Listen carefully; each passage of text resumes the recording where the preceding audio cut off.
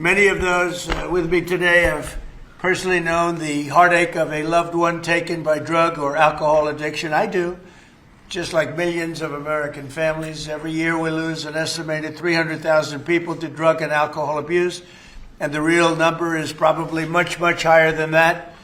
Thankfully, drug overdose deaths plummeted by 21% in the last year. We're working very hard on it. The Great American Recovery Initiative will bring together federal, state, local, and private sector resources to support addiction, recovery, treatment, and prevention.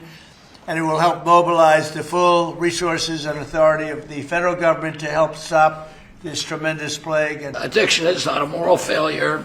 It is a disease. It's chronic. It's treatable.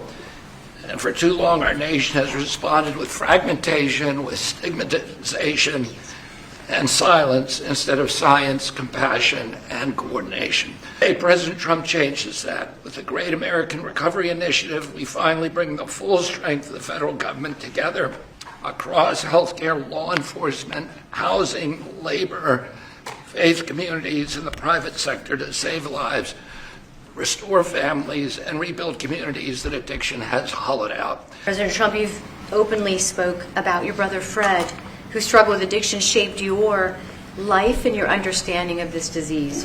And Susie Wiles carries the lived experience of her father, the late, great Pat Summerall, whose recovery journey became a source of hope for millions. Vice President Vance has shared his story of his mother's battle and recovery. And as Secretary Kennedy just said, he brings his own lived experience, proof that recovery is not theoretical, it is possible. These stories matter because they are not isolated.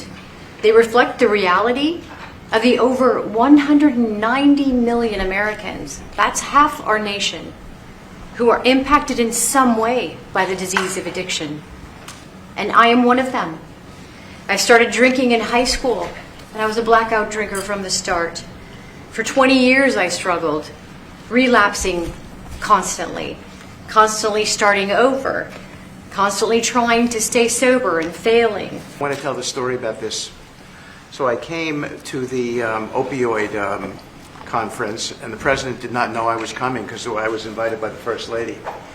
And he leaned over, saw me in the aisle, and he looked at me and he said, "Steve," and then he realized why I was there, because I had lost my son Andrew. And the president was an incredible friend when I lost him. I lived in his building at 502 Park Avenue.